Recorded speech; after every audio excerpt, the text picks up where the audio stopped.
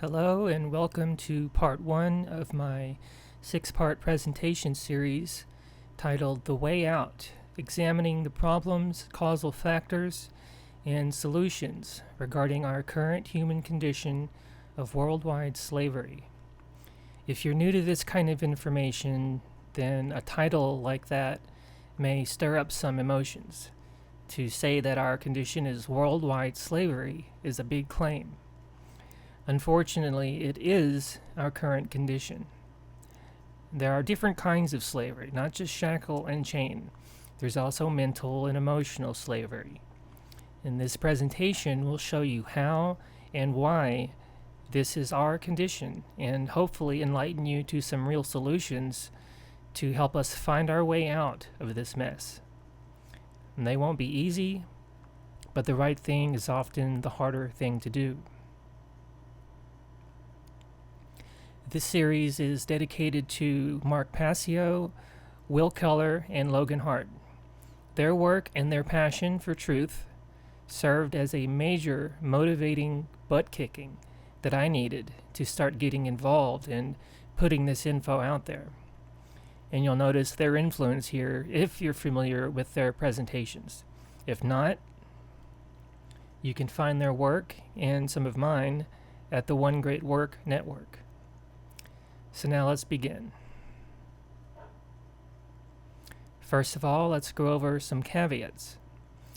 I'm going to be covering a wide variety of subjects, concepts, and concerns in this video series. You could consider it as an informational tapestry of sorts. If you want to gain the most value from this series, you should sit through the duration of each video in order and at your own pace. And I may even refer back to previous slides as I go, so consider taking notes. I can't cover every possible topic here in detail, but we will go over some of the most important ones. There will be concepts discussed here that you may find challenging, upsetting, or even insulting. This is simply the belligerent nature of truth. How you immediately feel about something does not determine its truthfulness. And this is a big problem we have. People hear something that contradicts what they believe or think, so it makes them feel bad or offended, and decide then and there that what they're hearing must not be true. And many never care to actually find out. Everything is based on how they feel about it, and that's not how you get to the truth of anything. Feeling those emotions is fine. Any emotions you have about any of the information presented here should be experienced, acknowledged, and dealt with maturely.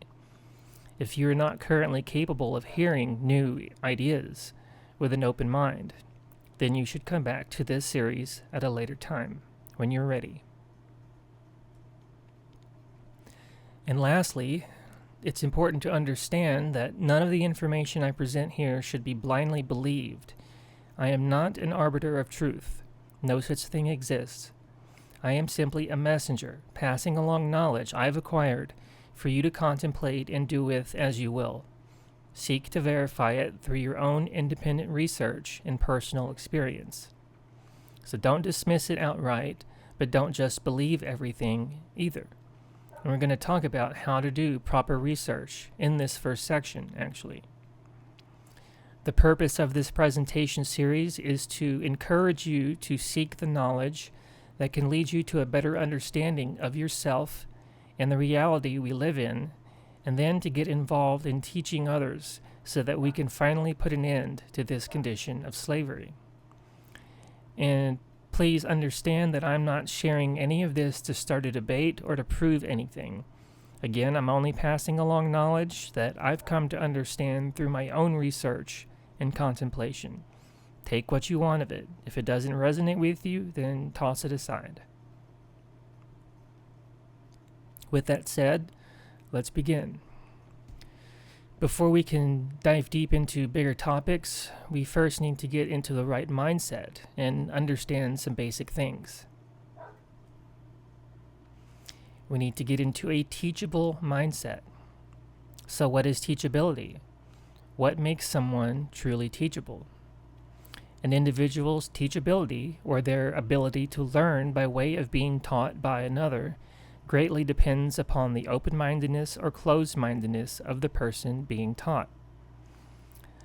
Low teachability can derive from arrogance and rigid skepticism, so completely shutting themselves off from possibility, or from naivete and gullibility, so just believing whatever you read or hear and taking things on faith. Neither of these are teachable mindsets. High teachability derives from a balance between healthy skepticism, where your discernment filters are up so that you can clear out any fallacies, and an open-minded willingness to learn, so you're not closing yourself off to new ideas or new ways of doing things. You're at a balance point. And more importantly, high teachability is the willingness to change, to have that willingness to try something different. So we don't want to be rigidly skeptical people that don't have an open mind at all, and we don't want to be naive and gullible people that will accept everything we're told. We want to strike that balance. And here's a good way to look at it. This is the teachability bell curve. At the bottom is the mentality of the potential student. It goes from arrogant, cynical, skeptical, and teacher, and then from student, trusting, gullible, and naive. So that's the whole spectrum of teachability. And the best position to learn is, of course, at the top of the bell curve. That's where you will learn the most. You're in the balance point between teacher and student. So you're somewhat skeptical, and you're also somewhat trusting. You're able to hold an idea in your mind without accepting it or rejecting it immediately, and simply consider the information with an open mind. That mental state is what you need to be in when viewing this series, or anything else. If you're in the mind states of arrogance and rigid skepticism, or naivete and gullibility, you won't get much out of it. So try your best to stay at the top of the bell curve. Always be mindful of your sources of information. Many institutions are trying to control human perception either by refusing to present certain information or to dismiss it as unimportant or unnecessary, which limits what we're able to know, understand, and most importantly do. A healthy amount of skepticism is always important in considering where your information comes from, and that includes me. The worst thing you can do is believe what I'm telling you. You need to look into it for yourself, do some personal introspection as well, to help gauge within yourself how resonant with truth the information is. Everyone has that intuitive capacity. Understand, though, that using intuition is not the same thing as having an emotional reaction. Emotional reactions are largely based in ego. The ego doesn't think, it just perceives a threat and puts up defenses. So once we've gotten into the teachable mindset, we can start taking in information. Without knowledge, we can't diagnose a problem correctly or manifest solutions. We can't create the kind of world we say we want.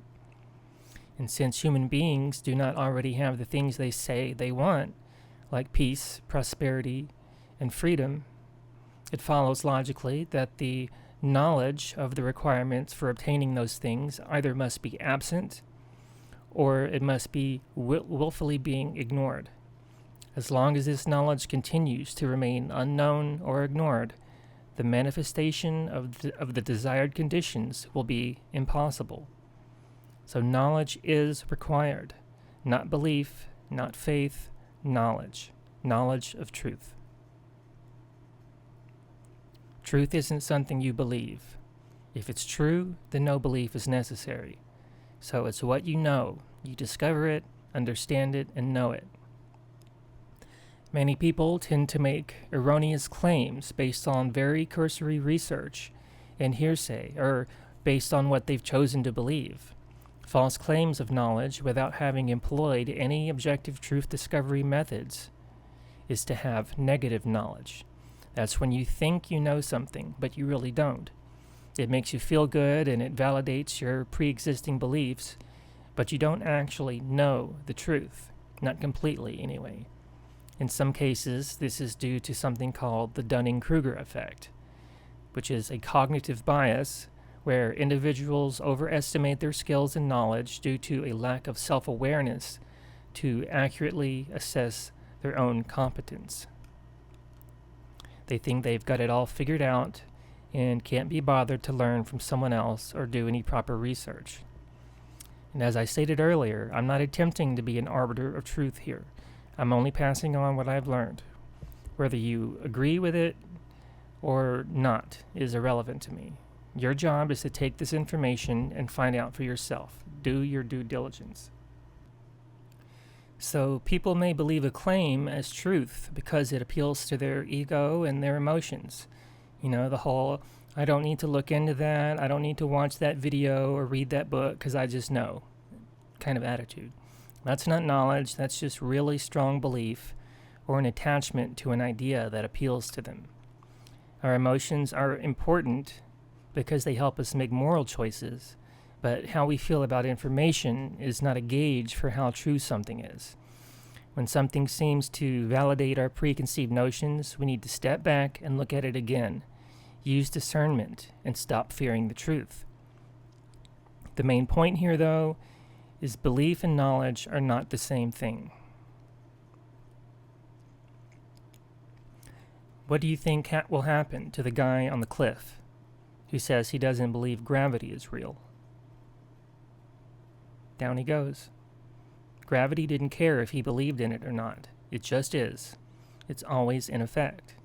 Human belief is completely irrelevant when it comes to the discovery and acceptance of truth.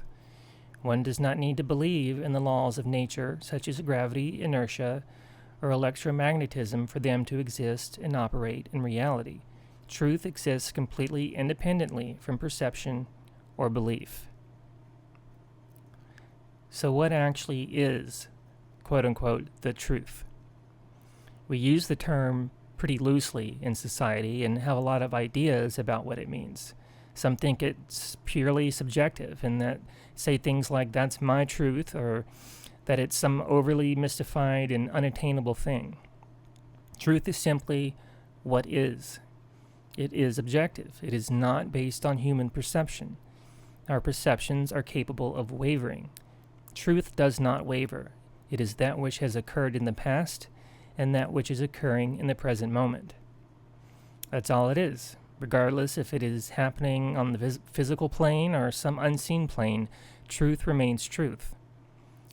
Truth is singular. There is no such thing as my truth or your truth. There is only one way that things actually are, which exists separately and independently from our perceptions.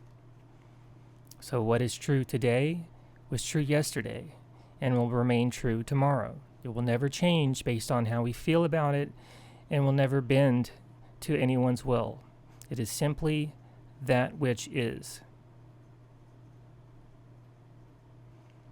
Now let's get even more left-brained for a minute. In this graph, let's look at these white lines as being a simple representation of the unwavering truth, and then look at these different colored waveforms as a person's perceptions, and how the perception is coming into contact with truth at different points. The one at the bottom, the red squiggly line, is called a low-frequency wave. That means it oscillates on its axis less frequently than a high-frequency wave. So a low-frequency perception or consciousness is going to be in contact with truth at a much lower frequency, or less frequently. The green waveform would be a person's consciousness that is elevated to a higher frequency. It is now in more alignment with truth as it is intercepting with what is much more frequently. And then the blue waveform is intersecting with it at many different places along the line. And if you were to take that squiggle to an infinite frequency, it would become a straight line, or in other words, be in alignment with truth. You'd be intercepting the truth at all times and places. Your perception would not waver from that which is. It would recognize truth more frequently and more accurately. We can't attain that infinite level as physical beings, but we can attain a higher level of consciousness enough that we step out of line with truth less frequently. And sadly, far too many of us never even get to the frequency of the red line. But the point here is that perception is not reality. Our work is to align our perceptions to reality. So how do we do that? How do we find out what's true when we're bombarded with garbage information, everywhere? We run it through a filtration process, and it's called the trivium method. The trivium is an ancient methodology of truth discovery which enables an individual to learn how to think. The tools of the trivium help individuals to remove their erroneous belief systems and magical thinking so they may come to accurate conclusions about what is true and what is not true. The word trivium comes from the Latin tria, meaning three, and via, meaning path. So it's the three paths to truth, or the threefold path to truth. And these three paths in the liberal arts tradition are known as grammar, logic, and rhetoric. In occult traditions, it would be knowledge, understanding, and wisdom. And then the more modern terminology would be input, processing, and output. And there's another methodology called the quadrivium, which focuses on arithmetic, geometry, music, and astronomy, but I'm not going to go into that here. And if you've never heard of either of these, there's a reason. The trivium method is, not at all surprisingly, completely absent from almost all modern educational systems. Today's outcome-based, so-called education systems are all about feelings and beliefs now. The last thing they want are people developing critical thinking skills and being able to see through the BS. So let's look at how this process works. Step 1 is input. You're getting your grammar and definitions in order and gathering all your data from a wide variety of sources without prejudging any of it. You can't pick and choose or edit anything out in this step, otherwise truth isn't what you're after. When you cherry pick your sources, you're looking for validation, not education. And this step answers the who, the what, when, and where. Step 2 is processing. This is where you filter out all possible contradictions, inconsistencies, and fallacies, making necessary correlations and identifying patterns to discover the meaning and purpose, or the why. Understanding why is the most important thing. And then step 3 is output. This is our rhetoric, what we do with what we know. We've gathered the data, we've cleaned it up, we've come to an understanding of it, and now we're speaking it to others. This is the action step. This is how knowledge and understanding are propagated so that real and positive change can be created. Here's another way of looking at it. The trivium isn't just a filtration process, it's actually how we create our reality together as a species. We start at our baseline foundation, which is available information. This constitutes potential knowledge that may be gathered, processed, understood, and acted upon by individuals. At this level, it's just information. It's all the components you need to make sense of anything. Then we can arrive at knowledge. The opposite of that is ignorance, so it's knowledge or lack thereof. And then we build on top of that. This is our decision-making processes from what we've just taken in. If you don't have a firm foundation that's based in truth, you're not going to be building a solid structure capable of standing. This is why mind control is so important in maintaining the slavery condition we're in, because it's an attack on our decision-making processes. And these processes take place in the mind and are chosen by each individual based upon available information. So this is the processing stage. And either we arrive at an accurate understanding of truth, of what is, or we don't understand it, and arrive at confusion. And then we'll build on top of that. The third process is our behavior, our output onto the screen of life. Each individual's behavior is going to be based upon the quality of their decision-making processes, which were, in turn, based upon the quality of their information. If you're a social engineer and you want to control behavior, you always control it from available information. And then they get us to fear or dismiss any information that isn't in the public domain. In other words, occulted information. You can say that the trivium method is itself occulted knowledge because it isn't widely known. And we'll be going over what the occult is in a later section. So these are the first steps we work with: knowledge, understanding, and wisdom, or lack thereof. And then what happens next? Manifested reality, or the quality of our shared experience in the world. The quality of the condition which manifests in any given society is based upon the aggregate quality of behavior within that society. So if the majority of human beings in society are behaving morally because they know the objective difference between right and wrong, you will have a society that generates a result of freedom and order. If they're behaving immorally, then you will have a society generating chaos, slavery, and tyranny, which is, sadly, where we are now. So hopefully you now have a better understanding of the trivium. Now let's take a closer look at consciousness. What is consciousness? Is it some mystical phenomenon? Is it just a byproduct of neurons? Just like truth, we have a lot of different ideas about it. Regardless of all these possibilities, human consciousness ultimately consists of our thoughts, our emotions, and our actions. So as a working definition, consciousness is the ability of a being to recognize patterns and meaning within the self and in the world around them.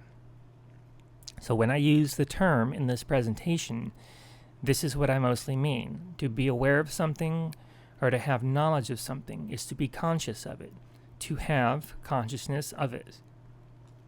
And even the Bible talks about consciousness in allegorical terms. The light of the body is the eye.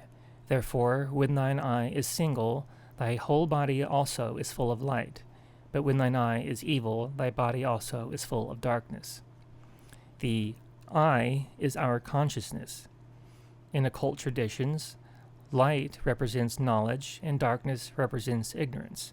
When we have our thoughts, emotions, and actions in harmony, without contradiction between them, our reception to truth is unhindered. Our eye is single, unified, and receptive to the light of knowledge.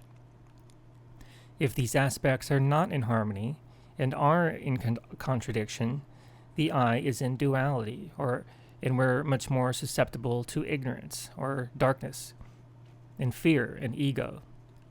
That's what this scripture means.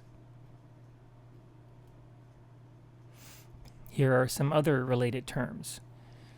The triad is our mind, spirit, and body. In other words, our thoughts, emotions, and actions. And this correlates to the trivium method: knowledge, understanding, and wisdom.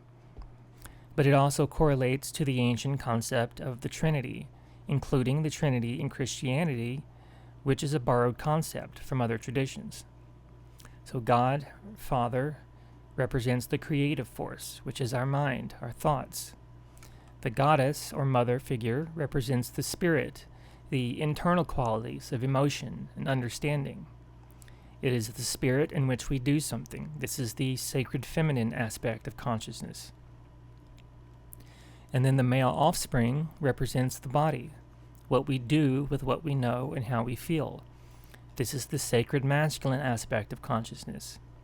So our thoughts and emotions have harmonized and then give birth, so to speak, to right action, wisdom. So what you do with what you know and how you feel. Religion, however, has ghosted the sacred feminine, completely removing it as a concept in modern-day Christianity.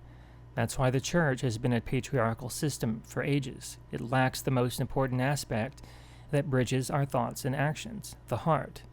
the feminine qualities of true care, empathy, and intuition. And I'll go over this some more later on. So if consciousness is our ability to recognize patterns and meaning, then what does that say about humanity? We're a very unconscious species right now. We lack one of the most important aspects of consciousness, and that's correlational thinking. Correlational thinking is important for being able to recognize and understand symbolism and patterns. Our lack of symbol literacy and correlative thinking in society has made it dramatically easier for social engineers, adept psychologists with a deep knowledge of symbols and archetypes, to manipulate behavior at a subconscious level. And they're doing it 24/7. As a very simple example of how correlational thinking works, let's look at this logic puzzle. So cake has a value of 20. Bird plus wheel equals 50. And if cake and bird are equal to each other, what does wheel equal? Many people can't figure that out, or at least not quickly. If cake and bird are equal to each other, and cake equals 20, then bird must equal 20, right? Plug in the value of 20, and you have 20 plus wheel equals 50. So wheel, therefore, must equal 30. This kind of symbolism is used all the time. Social engineers can put messages wherever they want, and most of us have no idea it's there or no idea what it means. And speaking of cake, a prime example of this kind of manipulation is in the case of Betty Crocker's cake mix in the early 50s. It was an instant cake mix. All you needed to do was add water to the supplied powder, but it wasn't selling. Nobody wanted it. So they were going to make people want it. And they hired someone, a psychologist, to figure out a new marketing plan. And what they came up with was just 3 words. They said, add these 3 words to the instructions and it will sell. Add an egg. And that's all it took. Think about it for a minute. Why did those 3 words make the cake mix fly off the shelves? Because the egg is a symbol of it's an archetype. Most of the people buying the mix were housewives. The egg represents creative essence. In many ancient cultures, it represents the cosmos itself, the womb of creation. It's the sacred feminine essence from which all life springs, and it is the feminine fertility symbol. The egg is what the woman contributes to the birthing process. So at the subconscious level, it appealed to women's hearts and assuaged their guilt. It wasn't just about the egg. It was about adding love back into the mix. That's how powerful the use of symbolism is. And without correlational thinking and symbol literacy, it goes right over our heads and we end up duped. So this leads me to another topic. You can't talk about consciousness without getting into the subject of human nature. And this is a concept that most people probably won't consider as a valid component of how we take in information. I think the egg story proves otherwise. Most of us think of human nature as behavioral traits that we can't change, that our genes determine who we are, that we're inherently greedy and selfish, or inherently good or evil. Human nature is neither inherently good nor inherently evil. Instead, we need to consider the conditions in which we live, the environment in which we exist, which influence our behavior to a great extent. This is what creates our current human condition. Our nature is that we are a programmable species. It is done via available information and what we take into our mental and emotional selves. That is our nature. We take in good input and we output good things. We take in bad input and we output bad things. Understanding this helps us in our truth discovery journey. The good news is, since our true nature is programmability, we are capable of reprogramming ourselves. We can change the code and start using our antivirus programs of discernment and conscience. We are free-willed beings capable of making conscious choices based on the information we take in. We are not dominated by our genes like a computer is dominated by its coding. We can override the code through an act of will. We are not on some inevitable course to chaos and suffering due to false notions of human nature. We are co-creators of reality. We can take in good information, the truth, and start taking right action in the world. So the core of this entire presentation series is understanding the objective difference between right and wrong. Our collective ignorance of this is the underlying why we're in this condition of slavery, why we continue to suffer. I'd say most of us have a very base level understanding of right and wrong. We know that we don't want to engage in harmful behavior, most of us anyway, but we turn a blind eye when someone else does, namely government, especially if we think we benefit from it. Sometimes we make excuses for it and try to justify wrongdoing in the name of some perceived greater good, and we can't keep doing that. I'm sure as a child you were told about the golden rule, but why doesn't this ever stick? Because simultaneously we're being told that obedience is a virtue. Many parents continue to think physical abuse of their kids is the key to discipline, so they grow up living in fear of punishment instead of having a solid foundation of moral principles. Some even grow up to believe, since I suffered, I will make others suffer. Some end up becoming violent dominators, especially the police and military. The golden rule is quickly forgotten, and we go on to become another version of our parents with similar or worse values. Not always, but often. Some of us rise above it, but most of us do not. So let's go over right and wrong in simple terms. It seems absurd that anyone would even have to teach this, but apparently we still do. So we use the word right when referring to information that is correct. 2 + 2 = 4. Yes, that's correct. That's the right answer. So if something is right, then it's based in truth. If it's wrong, then it's incorrect. It's not based in truth. We also use it in reference to behavior. So-and-so chased down a mugger and returned the property to the victim. They did the right thing. So if it's right, then it's moral. It's in harmony with natural law, which I'll get into shortly. If the person kept the property for themselves, they'd be doing the wrong thing, the immoral thing, which is in opposition to natural law. So ultimately, right behavior is correct because it does not result in harm to other sentient beings. And wrong behavior is incorrect because it does result in harm to others. Pretty simple concepts to understand, yet here we are. As a species, we've lost touch with this. Truly understanding this difference between right and wrong is called having conscience. Conscience is not a thing you have. You don't have a conscience. You have conscience. It is knowledge. It comes from the Latin prefix con, meaning together, and the Latin verb sciere, meaning to know or to understand definitively. So conscience is knowledge. It is the knowledge of the objective difference between right behavior and wrong behavior.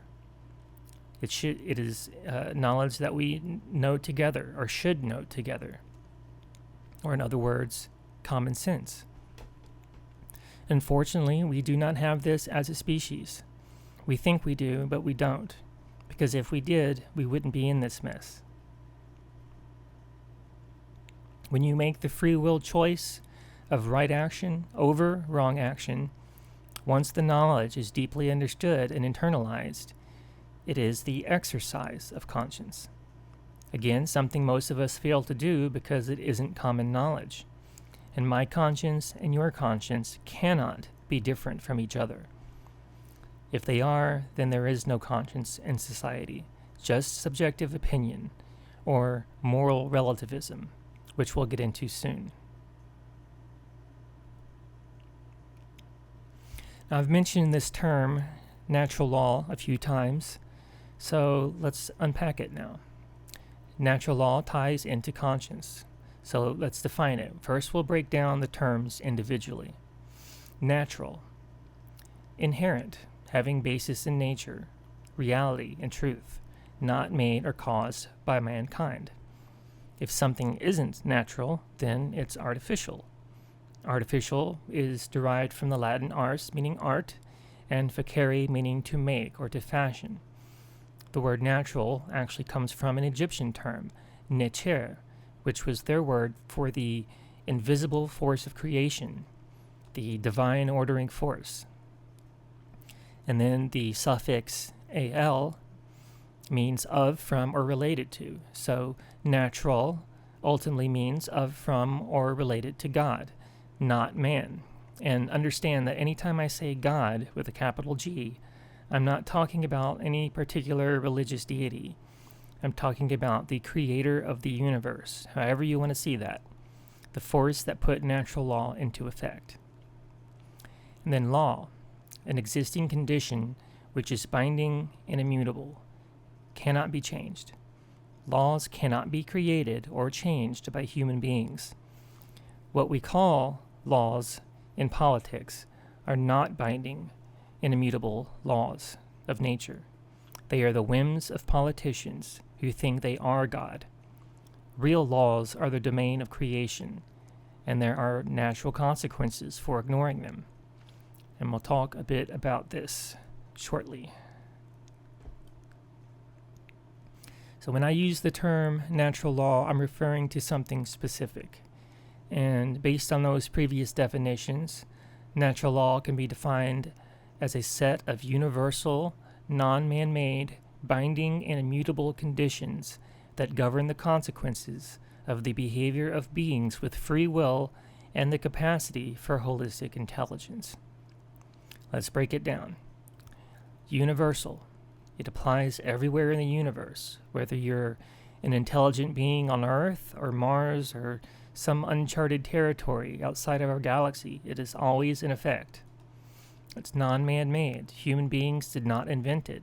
It's part of nature. It's inherent to reality. Binding. There is no escaping natural law, no escaping the consequences of our behavior. You can't cheat it. And immutable. It cannot be altered or changed by anyone or anything, and it will be in effect until the universe implodes. And the same terms can apply to any other law of nature, gravity, electromagnetism, thermodynamics, and so on. Natural law would be considered a set of spiritual laws, and they govern the dynamics of consciousness. They govern the consequences of the behavior of intelligent, free-willed beings, such as human beings, or any other being in the universe capable of holistic thought, reason, and conscience. They do not apply to the animal kingdom. Animals do not have the same level of cognition. They are mainly instinctual. They cannot reason out which actions are moral or why they're moral, and which actions are immoral or why they're immoral. So they are largely exempt. And that's a topic for another time, though. Natural law has been known by many other terms in history, so let's look at some of those. In scientific terms, you could call it the law of cause and effect, or consequentialism. Effect invariably follows cause. For every action, there exists an equal and opposing reaction. It is the basis for what has been called the law of attraction, but it is definitely not the New Age variant, which is mainly about wishful thinking and materialism. The Secret, as I'm sure most of you have heard of. It is a perversion of natural law. It was put out there to deceive and confuse people, to get them focused on material desires, and ultimately to steer us away from the real thing. There is some truth to what they say, though. The energy you emit is the energy you attract. Everything flows where attention goes. As you think, feel, and act, so shall you be. That's the thing about the New Age. They give you some truth and then smother it with a bunch of nonsense. The real law of attraction is all about behavior, not wishful thinking and making vision boards. Natural law has also been called karma. The word karma means action, so it's the action and the consequences we get from taking them. You reap what you sow. But it isn't instant. There really is no such thing as instant karma where you do something bad and then a piano falls on your head. That's cartoonish and absurd. Consequences build up over time for entire species. And of course, it's the heart of the golden rule. Do unto others as you would have done to yourself. Or in the apophatic sense, don't do unto others what you wouldn't want done to yourself. In other words, don't cause harm to other beings, and don't condone it. If we abide by that in every aspect of our lives, we'll create positive things and get positive consequences like peace, prosperity, and freedom. If you're an atheist, you might think natural law is just pseudo-sciencey nonsense. You would be wrong, though. It is not a religious concept nor a belief system. No belief is required. It does require you to understand that the universe isn't just some random cosmic accident, that there is an intelligent ordering force at work. Flawless universal laws aren't the product of random chaos. No matter how many times you take all the components to a computer and toss them into the air, they will never fall into place to create a functioning computer. It takes an intelligence to do that, some kind of mental force to put all the pieces together correctly.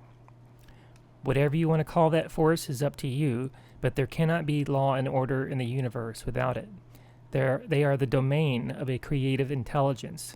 That's not a belief system, that's observation and reason. If you research Hermetic philosophy, the very first Hermetic principle is mentalism, that all is mind. All that exists begins as a thought. The phenomena of life, matter, energy, and all that is apparent to our material senses is the product of a universal, infinite living mind. Look at the complexity of nature and the cosmos, the beauty of it. That's an artist at work, not a random accident. And neither is natural law. It's there as a guiding force. And as free will beings, we can choose to either abide by it and create a reality of peace and freedom, or ignore and oppose it and create a reality of chaos and suffering. Which one are we creating today? Look at the behaviors of past civilizations, and you'll see the pattern. The more immoral a society became, the more enslaved it became. The more we traded real conscience for the whims of men, the more tyranny there was. That isn't coincidence. That's cause and effect. But whether you're atheist, religionist, deist, or whatever, natural law really is the only moral law to live by, not by the whims of human beings. No mortal being has the power to create laws, nor the right to enforce their whims and opinions and call them law. That's human beings trying to be God. So let's look at how natural law differs from man's law. People think, but how would things work without law and order? Things will work the same way they've always been working, and better according to the laws of nature. If we align ourselves to morality, we'll have an orderly experience that is based in freedom. If we refuse to align our behavior to these objective laws of morality, we'll only get chaos and enslavement. There's no way around it. So natural law is always based in principle and truth. First things, principles. If we base our entire lives upon those first and most important truths, things will be orderly. And if we don't do that, and base them in rigid and dogmatic belief systems, which may or may not happen to be in harmony with truth, and more likely they're not, then we get chaos. Natural law is harmonized with by people. It is not complied with because you fear punishment. It's harmonized with because you have arrived at an understanding of how it works. Are you compelled to obey the laws of gravity? Has anyone forced you to do that? If you step off a 100-story building, does it matter what you believe regarding gravity? No. You'll still fall to your death. So gravity isn't forcing you to understand it. It's just there. You understand it, you acknowledge it, and you make better choices. Well, that's how natural law works. It's harmonized with because of our knowledge and understanding of it. You don't jump off a building because you know what the consequences will be, because you understand how a law of nature operates. That's how our understanding of natural law should work. We understand what behaviors lead to order, freedom, peace, and harmony, and then we understand what behaviors cannot lead to those conditions that we say we want. So as a result, we do the right thing. Again, natural law is universal. It exists everywhere and applies the same way in the entire universe, regardless of location or time. Just like gravity does. The laws of morality work the same way. They apply everywhere in the universe. Man's law, however, differs with location based upon the whims of politicians. So in some states, you're allowed to possess certain things like handguns or marijuana, and then you cross an imaginary line called a border, and you can be thrown in a cage for having them. So it's quote-unquote moral in one location, but not in the other, according to man's law. Possession of anything, except another person's life or property, is perfectly moral if you lawfully acquired it, meaning you didn't steal it. If you try to possess something you don't rightfully own, that's called theft. And of course, that is immoral. So the whims of legislators is what determines man's law, and that is called moral relativism. And I'll be diving into that concept specifically in the next section. Natural law is eternal, and it is immutable. It cannot be changed. It is there, it is eternal, and it works the same way at all times and places. Man's law always changes with time, based upon the whims of legislators. So, in the light of natural law, what does this mean for man's law? If a particular man-made law is in harmony with natural law, then it follows logically that it is redundant, since it is stating a truth that is inherent, pre-existing, and self-evident. Therefore, it is both irrelevant and unnecessary. It's like writing down on a piece of paper that, as observed from the earth, the sun rises from the east and sets on the western horizon. Well, that's true. Writing it down doesn't change that. This is what man's law does if it's in harmony with truth. It's just a redundancy. You're stating what is. If it's saying that you must do something or must not do something, and it is not in harmony with natural law, like you must pay your taxes, or you must wear a face mask, or you must not put this substance into your body, that's violence. That's not in harmony with natural law. You can never reverse the condition of morality or immorality inherent in those actions. Whatever man's law says, they are still inherently moral or inherently immoral actions. So if it's already in harmony with natural law, it's simply stating an already inherent, pre-existing, and self-evident truth. Imagine declaring, "We've decided that gravity exists and that you must obey it or else." That's how ridiculous man's law is. If a particular man-made law is in opposition to natural law, then it follows logically that it is both false, incorrect, and immoral, harmful, or in other words, wrong. Therefore, it cannot be legitimately binding upon anyone. Not legitimately. People think it is, but it isn't. What someone believes and what actually exists in nature are two different things. So regarding man's laws, we're either dealing with redundancies or immoral claims upon the body. We don't need to be told that murder, rape, assault, and theft are bad. Most of us understand that at a base level.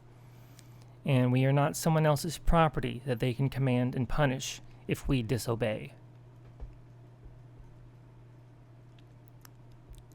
The last thing I'm going to cover regarding how natural law works is how it expresses in reality. There's a positive expression and a negative expression. So first is the generative polarity. This is the first thing you work with. Every action that we choose is an expression of either love or fear. In every free will decision, we're either choosing love or fear. And while that seems overly simplistic, it really is that simple.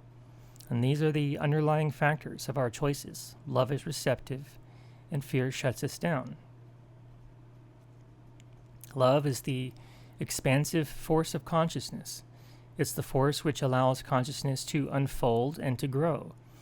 We're not talking about romantic love or brotherly love or platonic love. We're talking about a level of consciousness, love of truth. Love is a desire to take truth into oneself and then share it. That's what real love is, that the force which expands awareness. In some traditions, it's called agape love, universal love. Fear is the opposite. It shuts consciousness down. It's the fight or flight response. When you're in fear mode, what happens? The heart starts beating faster. Why? Because whether it's a physical threat or a stress reaction, the blood gets pumped into the arms, ready to fight. So if you're going to flee, the blood also pumps to the legs so you can get away faster. All the blood is in the extremities and away from the two places that are needed for proper health and cognitive function. That's why you can't think in fight or flight mode. You won't be doing any critical thinking in a deep state of fear. The initiating expression, when we put one of these to use in the world, is either knowledge or ignorance. Again, love is the desire for truth, to take truth into yourself. So when we do that, we become knowledgeable. So it's the initial expression. Knowledge is the seeking of truth and then fulfilling that search. And the opposite, that's rooted in fear, is ignorance. Ignorance.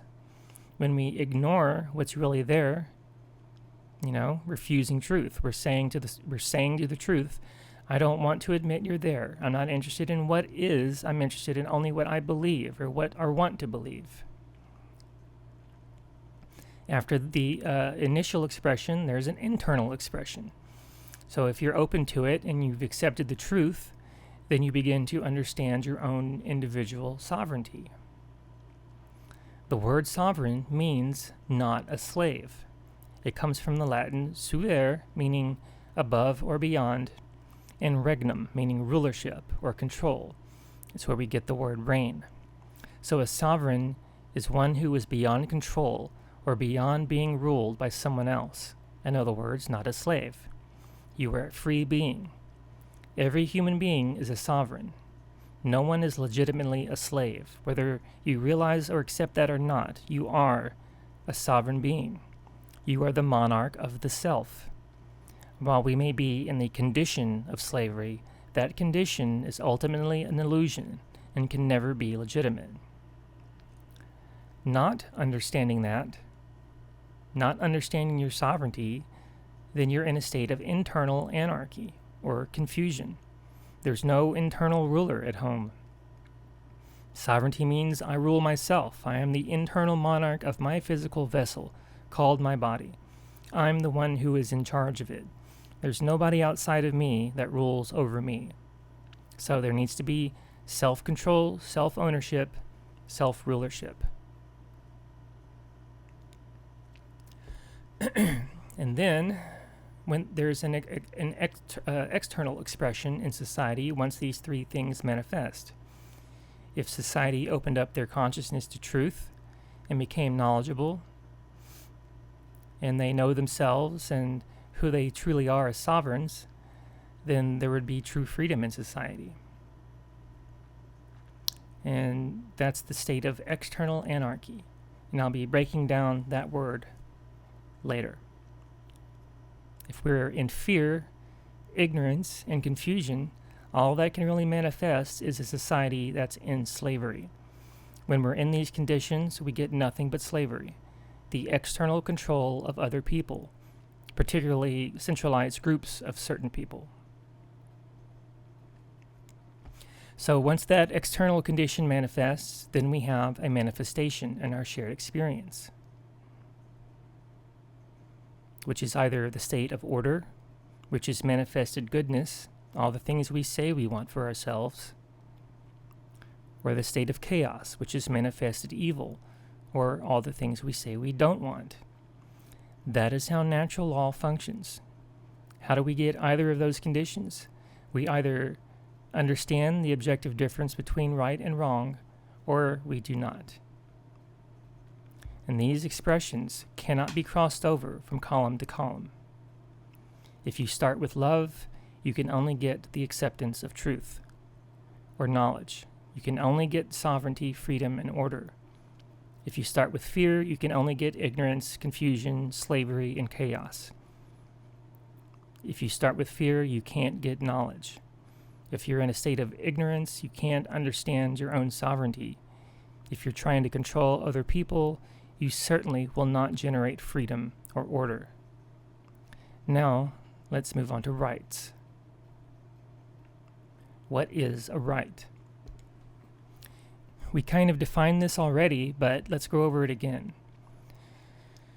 We can best understand what a right is through a process called apophatic inquiry, or apophasis. This helps us to understand what a right actually is by breaking down the actions that are not rights due to the harm they cause. This is the second part of the trivium process of filtering out inconsistencies. So we can understand what a right is by looking at all the things that cause harm. So these are the actions that are not rights, actions that cause harm to other beings. Murder, to take someone's life. Assault, to steal someone's bodily well-being. Rape, to take someone's sexual autonomy. Theft, to take property. Trespass, to steal security in one's living domain. Coercion, to take away free will choice. Deception, to take someone's ability to make informed decisions. And what's the commonality between these wrongdoings? What are we actually doing when we enact these things? We're taking something from someone else that isn't rightfully ours. Every harmful action that a human being is capable of taking is a form of theft. All wrongdoing is theft. So you could simplify natural law into just two words. Don't steal. Don't take what doesn't belong to you. A living being or their property must have been harmed via these transgressions for a violation of natural law to have taken place. Any action which does not cause such harm is a right. No victim, no crime. If a specific action is not a right for any individual, that action cannot be delegated, granted, or licensed to any other individual or group and magically called a right. Yet this is what we see all the time. The authors of the Constitution basically gave themselves, namely Congress, the right to steal the product of our labor through taxation. You cannot give yourself or anyone else a right that you don't already possess naturally. You can make claims and say, I give that person the right to tell me what to do, but that's all it is, a claim. It cannot be done in reality. No matter what greater good you believe in, that still doesn't justify it. There's no such thing as the right to infringe upon a right, period, the end. And no one has more rights than someone else, no matter what title they have, or what costume they're wearing, or what genetics they have, or how they personally identify. If I don't have the right to flash red and blue lights and pull you over to harass and extort you, no one does. If I don't have the right to take a percentage of your income every year to fund things I want, no one does. If I don't have the right to tell you what you can and cannot own or put into your own body, no one does. The reason we believe otherwise is because we largely do not understand the principle of property. Learning and applying objective morality and natural law is entirely about understanding what one's rightful property is versus what it absolutely and definitively is not. Property is the root of all virtue. And when we use that term, people tend to associate it with things like vehicles, houses, land, or other physical forms of property. They rarely connect it with their own body, mind, autonomy, security, rights, or freedom. All of these things are your property. You own you. Anyone claiming they have a right to interfere with any of these things is making a claim of ownership upon you. That's called slavery. Most of man's laws are claims upon the body. When someone goes on about free health care and housing, they are basically saying we want government to steal money from you so we can get all this free stuff. Notions of entitlement are nothing but claims upon other people's property. It's no different than saying other people are my slaves. This is an immoral mindset, and it is deliberately encouraged and cultivated. You own only what you create and what you are personally responsible for. Look at the word, break it down. Proper, as in right or correct, and the suffix "t", the state of or condition of something. Property is the state of rightness. To own oneself and respect other people's sovereignty is in harmony with natural law. If we fully understand and value our rightful property, we will then naturally extend that understanding to the property of others. In doing so, we will cease to violate the one true law of morality: don't steal. If we don't have a proper understanding of property, then we'll allow anyone to do anything they want to us and take anything they want from us. And thus, here we are, enslaved. Let's turn that around for once. It all comes down to this: the law of freedom. Freedom and morality are directly proportional to each other. Natural law has a quantifiable effect. Aggregate freedom is directly proportional to aggregate morality. Consequences manifest into the human condition as a direct result of our behavior as a species. In other words, we collectively reap what we collectively sow. The less truth and morality we have in society, the more suffering, chaos, tyranny, and slavery we have. And in more simpler terms, as morality in society increases, freedom increases. As morality in society declines, freedom declines. Again, you can prove this to yourself. Take a long view of human history and see the direction many different civilizations have taken based on their aggregate moral or immoral behavior. You'll see the pattern. The problem is, since natural law doesn't have an immediate effect, we never make that connection. Some people have, and they've tried to tell us, but we never listen. Some have tried to tell us the solution to this problem, but we only heard what we wanted to hear, or the message got twisted around as a means of control. So in the next video, we are going to look at an allegorical story, a story that has long since lost its meaning due to dogmatic religion, a story about the real original sin. It's the same story you're thinking of, but not from the church's perspective. So I'll see you in part 2. Thank you.